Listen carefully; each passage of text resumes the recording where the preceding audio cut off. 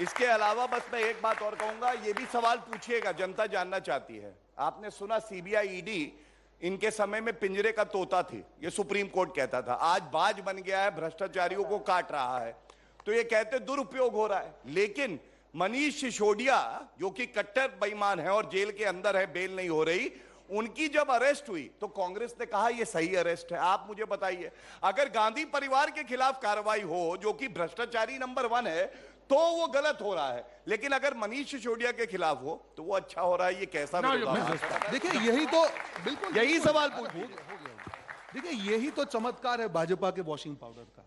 कोई भी आप सफाई, वो थी नहीं, निरमा की एड आती थी कि निरमा वॉशिंग पाउडर, दूध सी सफेदी, हाँ निरमा से आए, रंगीन कपड़ा भी चमचा, और काले कपड़े तो है रोहन जी, बोलते बड़े अच्छा है ये लोग। बिल्कुल, इनकी आदत है ना, यही तो इनकी दुकान इसी पे तो चलती है, काम पे थोड़ी चलती है। बोलना बंद हो जाएगा तो दुकान बंद हो जाएगी। फ्लो में बोला उन्होंने, पूरी बातें बताई, जवाब दीजिए एक करके। मैं बिल्कुल जवाब दे रहा हूँ। 5412 केसेस होते हैं। ये देखिए, इनके वॉशिंग मशीन का पावर देखिए क्या पावरफुल है। मुझे लगता है इनको एक ब्रांड बनानी चाहिए वॉशिंग पावर की, सारे फेल हो जाएंगे। जो भी अंदर जाता है, वो हेमंत विश्वास शर्मा हो, नारायण राणे हो, येदुरप्पा हो, जैसे ही जाते हैं दूध सी सफेदी चमचमाती आ जाती है। 5412 में से एक भी भाजपाई का नाम बता दीजिए। 5412 केसेस हुए हैं। आप, मैं चैलेंज करता हूं भाजपा प्रवक्तों को, एक भी भाजपाई का नाम बताइए। क्यों नहीं है? क्योंकि यही तो इनकी डर है। जो भी इनके खिलाफ बोलता है, इनके एक मंत्री हैं, उनके पुत्र के घर से 8 करोड़ रुपए कर्नाटक से पकड़े गए, कोई ईडी वहां पे नहीं पहुंचा। क्यों नहीं पहुंचा? क्योंकि ईडी का उपयोग तो विपक्ष के खिलाफ होता है। और दूसरी चीज, जो उन्होंने हिंदू मुसलमान की बात की, देखिए मैं प्रतीक जी, आस्था की जब कर सकती क्या? देखिए, मैं इनको, ईडी को अभी हमने पत्र लिखा है, ठीक है, हमने उनको कहा है कि भाई साहब ये जो हो रहा है देश में, इन्होंने आम आदमी पार्टी की बात की, वो अरेस्ट लेट क्यों की? क्योंकि उनको लगता था कि आम आदमी पार्टी से गुजरात में इनको कहीं पे फायदा होगा, इसलिए मनीष सिसोदिया को बाहर रखना फायदा कर। उनकी हर स्टेप में कहीं ना कहीं सत्ता होती है, इनकी हकीकत है। दूसरी, इन्होंने कहा कि हम हिंदू मुसलमान, ये किसी के नहीं है, ना हिंदू के हैं ना मुसलमान के, सिर्फ अपनी सत्ता के। जो हिंदू इनके खिलाफ खड़ा रहेगा वो देशद्रोही हो जाएगा, जो मुसलमान के इनके खिलाफ रहेगा, उनको धर्म से मतलब नहीं है, इनको सिर्फ अपनी सत्ता से प्यार है। अगर धर्म से प्यार होता तो जब कश्मीरी पंडित जम्मू कश्मीर में मर रहे हैं, आज भी बेचारे रोड पे बैठे हैं, उनके लिए आवाज उठा के बोलते देश के सामने, क्यों नहीं बोल रहे? मैं भी हिंदू, मेरा भी दिल जलता है कि जब कश्मीरी पंडित रो रो के सोशल मीडिया पे अपनी क्लिप्स डालते हैं कि हमारे पैसे नहीं मिल रहे, हम हमारे घर वापस नहीं जा पा रहे, रोज हमारी हत्या हो रही है, तब उनके मुंह में क्यों दही जमता है? तब उनका जो हिंदू मुसलमान चला जाता है। जहां उनको सुहाता है कि सत्ता की राजनीति है, वहां पे ये लोग हिंदू मुसलमान करते हैं। दूसरी, उन्होंने सत्ता की, मैं अब चुनाव की बात कर रहा हूं, कस्बा करके एक जगह है महाराष्ट्र में, 32 साल से भाजपा का, वहां पे ये कहा जाता है कि भाजपा का गढ़ है। इस बार हमने देखिए, इनका क्या हो गया कि जब से हिमाचल में आ रहे हैं ना, देश के नक्शे के बाहर हो गया, बात ही नहीं करते हैं गुजरात की बात, हिमाचल क्यों आ रहे? हमने एक एक्सपेरिमेंट किया प्रतीक जी, भारत जोड़ो यात्रा के बाद में, कि सिर्फ जनता के मुद्दों पे और स्थानिक मुद्दों पे हम बात करेंगे। वहां पर हमने ओल्ड पेंशन स्कीम की बात की, और मैं सारी लेके आया हूं। आप मानते हैं ना कि पिछले जितने चुनाव हारे हैं, सुनिए, आप पिछले जितने भी, मैं नहीं पूछूंगा सवाल, आप फ्लो नहीं तोड़िए, प्लीज फ्लो मत तोड़िए। मैं आपको राजस्थान की हमारी स्कीम है इंदिरा कैंटीन की बात कर रहा हूं। वहां पे 9 करोड़ लोग हर रोज फ्री में खाना खाते हैं। मैं मेरे छत्तीसगढ़ की बात कर रहा हूं, वहां पे 20 लाख लोगों को जो मुफ्त स्वच्छ जल की है फैसिलिटी दी गई है। हम राजस्थान की वापस बात, 500 रुपए में गैस की बोतल की मैं बात कर रहा हूं। इनको आप पूछेंगे तो क्या कहेंगे कि एशियाई कंट्री में सबसे कम महंगाई यहां पे। अरे भाई साहब, कुछ तो जनता के लिए करके दिखाइए। आपने स्कीम नहीं बताई, छत्तीसगढ़ की बहुत अच्छी स्कीम है, गाय वाली है, ये नहीं, पीछे गाय वाली स्कीम अच्छी है, थोड़ा सा जल्दी बोल गए, ये रही गोधन योजना। और उन्होंने जो ये गाय माता की नाम पे राजनीति करे, मैं इनको बता दूं कि छत्तीसगढ़ में गोबर में से पेंट, नेचुरल पेंट बनाने का वहां पे एक शुरुआत हुई है। इतनी बड़ी हिस्टोरिक शुरुआत है, तो हमारे दिल में गाय है, हमारे दिल में प्रेम है, हिंदू हो मुसलमान हो, हम इसके नाम पे हमारी सत्ता की दुकान कभी ना चलाई थी, ना कभी चलाएंगे। हमारे लिए देश सबसे बड़ा है, हमारे लिए हमारी सत्ता सबसे बड़ी नहीं है। ये हमारा इसमें फर्क है।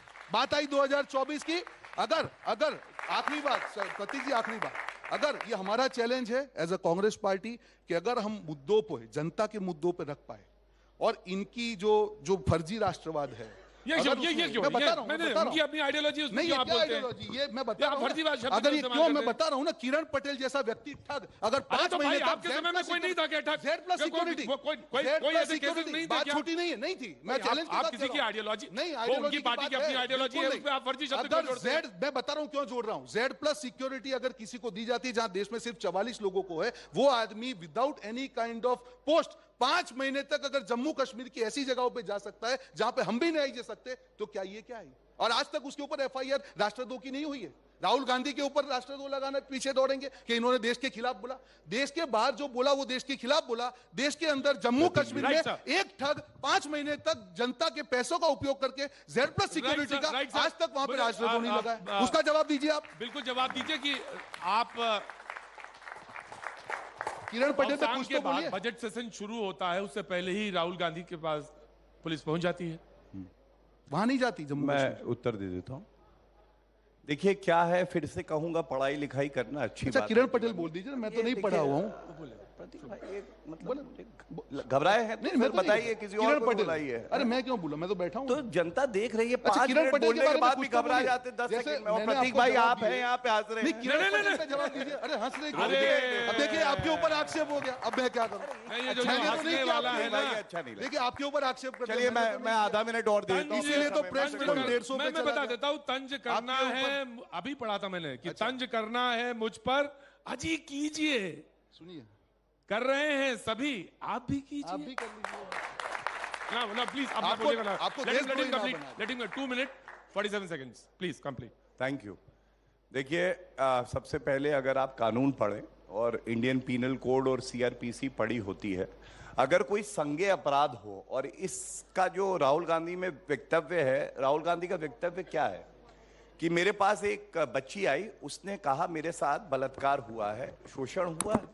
आपको मालूम है, पहला तो हर नागरिक का कर्तव्य है कि वो पुलिस को खुद ही बताए। Have to report. दूसरी बात, मान लीजिए नहीं भी बताया, नहीं समझ में आया, और आप जानते हैं उन्हें कई बार नहीं समझ पाते हैं, कोई बात नहीं, लेकिन अगर पुलिस ये पूछ रही है कि आप हमें डिटेल्स दे दीजिए कि हम कार्रवाई करें, तो इसमें राजनीतिक द्वेष, political vendetta, Rahul Gandhi is being targeted. मैं समझता हूं ये तो गर्व की बात है भाई, कि अगर आप एक स्टेप उठाएं और किसी महिला की अस्मिता को आगे बढ़ाया जा सके, उसके साथ गलत हुआ तो आरोपी को पकड़ा जा सके, इसमें कौन सा राजनीतिक द्वेष है? मैं नहीं समझ पाया। लेकिन अब मैं आता हूं बाकी चीजों मैं जवाब पे। दे दूं इसका? देखिए फर्जी, अच्छा बात बोल ऐसा क्या, देखिए फर्जी फर्जी फर्जी कर रहे थे, जिसने महात्मा गांधी जी के नाम का गांधी चुरा लिया और गांधी हैं और गांधी लिखते हैं, उनसे ज्यादा फर्जी कौन होगा? ये आप देख लीजिए। देखिए ये व्यक्तिगत अगर आप करेंगे, मैंने मान लिया। अब सुन लीजिए, अब मैंने सुन मान लीजिए। लिया। हमारी देश के विचारधारा तिरंगा को का फर्जी विरोध कहा। करने वाले फर्जी राष्ट्रवादी, नहीं, बता रहा हूं मैं तो, तिरंगे का विरोध किया, भारत जोड़ो यात्रा का विरोध किया, भारत जोड़ो यात्रा उन्होंने बोला तो हमने किसी सिर्फ के- जवाब दिया। इन्होंने कहा व्यक्तिगत किसी के टिप्पणी नाम को की, बिगाड़ने का किसी को इन्होंने किया है। अख्तियार नहीं है, मैंने मना कर दिया। ना प्लीज कंप्लीट। अपनी देखिए, लिमिट में रहिए। आप सबने देखा, मैंने एक सवाल पूछा था मनीष सिसोदिया की अरेस्ट के बारे में, वो गोलमोल हो गया, इधर उधर भाग मैंने गए। जवाब दिया आपको। आपको थोड़ा सा मानसिक, थोड़ा सा बोलिए हो सकता है। नहीं। देखिए मानसिक बीमारी तो एक ही को है, वो इटली जाता है शायद कराने अपने आप को ठीक, तो इसलिए मत मानसिक, उसकी जब ठीक हो जाएगी तब बताइए। सारे चारों भाजपा, देखिए प्रतीक भाई, मैं एक बात कहूं, ये देश रोहन, तरीका क्या ठीक हो रहा नहीं है, मतलब क्या हो रहा है, बहसों में यही हो रहा है, आप पर्सनल चले जाते हैं बस और दिक्कत आप हो जाती है, शुरुआत फिर वो डिरेल हो जाती है। मैंने तो नहीं की। जब डिरेल हो जाती है फिर वो चीज। अब देखिए तथ्यों से मैं बात करता हूं और 4 मुद्दों पे तथ्यात्मक रूप से अपनी बात रखता हूं। पहली बात, इन्होंने बेरोजगारी की कही, इन्होंने कहा बेरोजगारी, ये मानना है बिल्कुल हमारा कि हर युवा के पास रोजगार होना चाहिए, और मैं आंकड़े देके, इन्होंने तो नहीं बताया, सत्ता में 55 साल रहे हैं आजादी के बाद, मैं 9 साल का बता दूं आपको, 36 करोड़ मुद्रा योजना में हमने लोन दिए युवाओं को, महिलाओं को, और जो पिछड़े समाज से आते हैं उनको रोजगार के अवसर मिले। हमने 1,30,000 अभी 6 महीने के अंदर अंदर जो है सर्टिफिकेट नियुक्ति पद सरकारी नौकरी के दिए हैं। EPF डेटा 2021 का देखिएगा, 1,20,00,000 नौकरियां लगी, इसका मतलब नई नौकरियां पाए हैं युवा। इसके दूसरी साइड देखें तो कांग्रेस शासित राज्य है राजस्थान, बेरोजगारी दर बड़े प्रदेशों में सबसे ज्यादा कहां है आपको पता है? 30% राजस्थान में, उत्तर प्रदेश में 4%, गुजरात में 2%, मध्य प्रदेश में 3.5%, महाराष्ट्र में 4%। ये तो हो गया बेरोजगारी की बात। महंगाई की बात करते हैं, प्रतीक जी आप चेक कर लीजिएगा, हमारे 9 साल के समय में औसतन जो महंगाई दर रही है वो 3.5 से 4% रही है। इनके समय में डबल डिजिट पहुंच जाती थी, विकास दर थी कम, महंगाई दर थी ज्यादा। पेट्रोल की बात करते हैं, सबसे महंगा पेट्रोल भारत में कहां है आपको पता है? श्री गंगानगर राजस्थान में। और उसके बाद जब हिमाचल में इनकी सरकार आई, प्रतीक जी गजब है, 3 रुपए वैट बढ़ा दिया डीजल पे, ये कह रहे हैं कि पेट्रोल डीजल महंगा है। मुझे मालूम है बहुत जवाब आना और सवाल देना, लेकिन वो घड़ी देखिए 30 सेकंड तो दे दीजिए। 30 सेकंड मैं तलाश में थोड़ा अभी एक सेशन करेंगे। मैं तो आपको देखो आक्षेप भी नहीं कर रहा, मैं एक सेशन करूंगा। मैं एक बात आखिरी बात 30 सेकंड देखिए।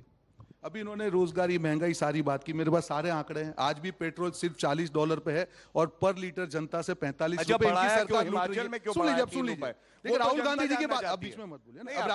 अब हो गए तो अभी तो आप शिक्षित थे, क्या हुआ? बेरोजगार हो गए, एकदम से हो गए। आप अभी तक शिक्षित थे, अब बेरोजगार हो गए। सुन लीजिए, राहुल गांधी जी जब भी बोलते हैं, ये लोग क्यों अटैक करते हैं? इन्होंने देश की जनता को वादा किया था कि हर साल 2 करोड़ रोजगार देंगे, वो तो नहीं दे पाए, पर एटलीस्ट हम इनके हर रोज 4 बेरोजगार मंत्रियों को रोजगार दे रहे हैं। इस बात का हमको गर्व है। बहुत बहुत शुक्रिया, थैंक यू सो मच।